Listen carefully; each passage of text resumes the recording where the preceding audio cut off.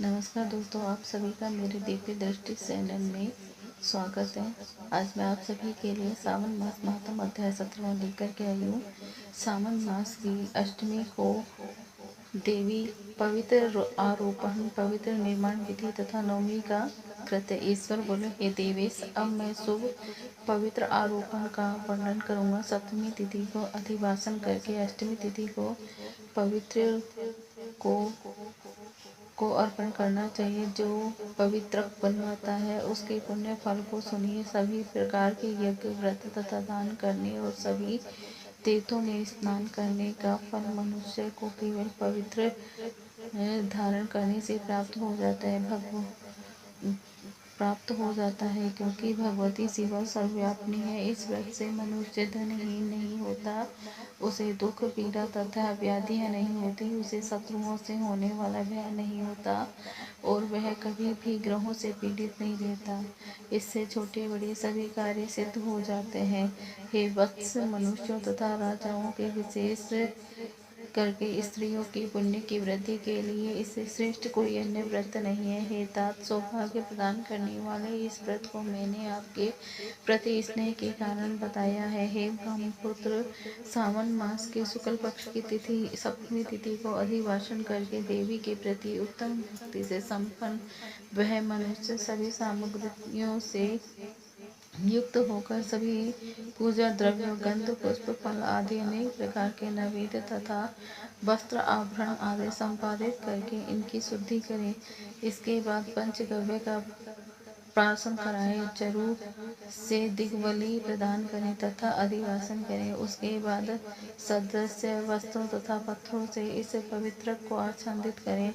उन्हें देवी के उस मूल मंत्र से उसे 100 बार अभिमंत्रित करके सर्व शोभा समन्वित उस पवित्र को देवी के समक्ष स्थापित करें। इसके बाद देवी का मंडप बनाकर रात्रि में जागरण करें और नट, नर्तक तथा बारांगनाओं के अनेक विद्या कुशल समूह और गाने बजाने तथा नाचने की कला में प्रवीण लोगों को देवी के समक्ष स्थापित करें। उसके बाद प्रातः काल विधिवत स्नान करके पुण्य बलि प्रदान करें। इसके बाद विधिवत देवी की पूजा करके स्त्रियों तथा द्विजों को भोजन कराए। पहले देवी को पवित्र अर्पण करें और अंत में दक्षिणा प्रदान करें। हे वत्स, अपने सामर्थ्य के अनुसार कार्य सिद्धि करने वाले उस नियम को धारण करें। राजा को प्रश्न पूर्वक स्त्री के प्रति आसक्ति, जुआ, आखेट तथा मांस आदि का परित्याग कर देना चाहिए। ब्राह्मणों तथा आचार्यों को स्वाध्याय का और वैश्यों को खेती का कार्य तथा व्यवसाय नहीं करना चाहिए। 7, 5, 3, 1 अथवा आधा दिन ही त्याग पूर्वक रहना चाहिए और देवी के कार्यों में निरंतर अपने मन में आसक्ति बनाए रखनी चाहिए। हे मुनि सत, जो बुद्धिमान व्यक्ति विधान पूर्वक पवित्र आरोपण नहीं करता है, उसकी वर्ष भर की पूजा व्यर्थ हो जाती है। अतः मनुष्य को चाहिए कि देवी परायण तथा भक्ति से संपन्न होकर प्रत्येक वर्ष 100 पवित्र आरोपण अवश्य करे। कर्क तथा सिंह राशि में सूर्य के प्रवेश करने पर शुक्ल पक्ष की अष्टमी तिथि को देवी को पवित्र अर्पित करना चाहिए। हे सनत कुमार, इसके न करने से में दोष होता है, इसे नित्य करना बताया गया। संत कुमार बोले, हे देव देव, हे महादेव, हे स्वामी, आपके जिस पवित्र का कथन किया है वह कैसे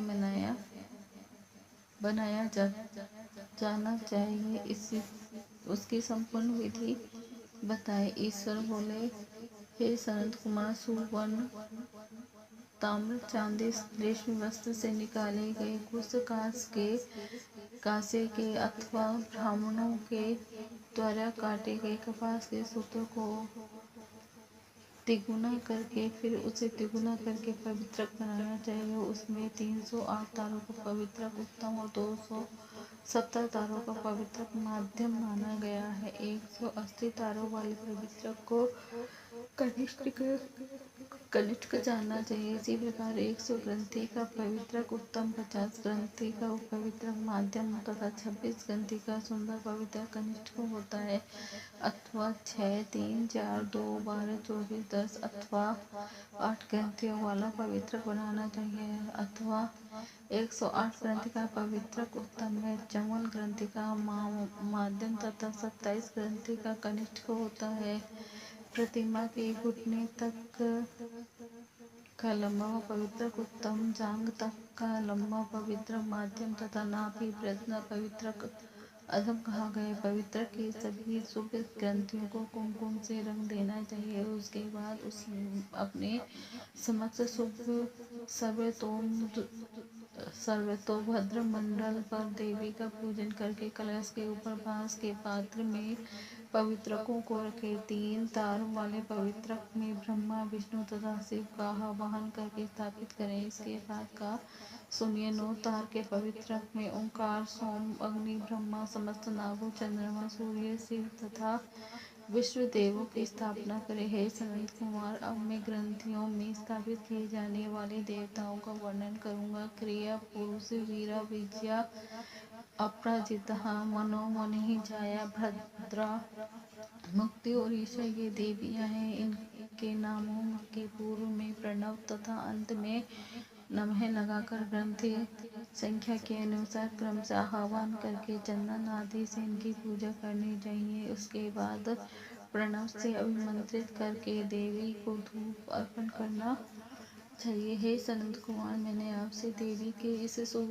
पवित्र आरोपण का वर्णन कर दिया। इसी प्रकार अन्य देवताओं का भी पवित्र आरोपण प्रतिपदा आदि तिथियों में करना चाहिए। मैं उन देवताओं को आपको बताता हूँ। कुबेर, लक्ष्मी, गौरी, गणेश, चंद्रमा, बृहस्पति, सूर्य, चंडिका, अम्बा, वासुकी, ऋषिगण, चक्रपाणि, अनंत, शिवजी, ब्रह्मा और पितर। इन देवताओं की पूजा प्रतिपदा आदि तिथियों में करनी चाहिए। यह मुख्य देवता का पवित्र रोपण है। उनके अंग देवता का पवित्र 3 सूत्रों का होना चाहिए। ईश्वर बोले, हे विपिंद्र, अब मैं सावन मास के दोनों पक्षों की 9वीं तिथि के करने कृत्य को बताऊंगा। इस दिन कुमारी नामक दुर्गा की यथाविधि पूजा करनी चाहिए। दोनों पक्षों की 9वीं के दिन नत व्रत करें और उसमें दूध तथा मधु का आहार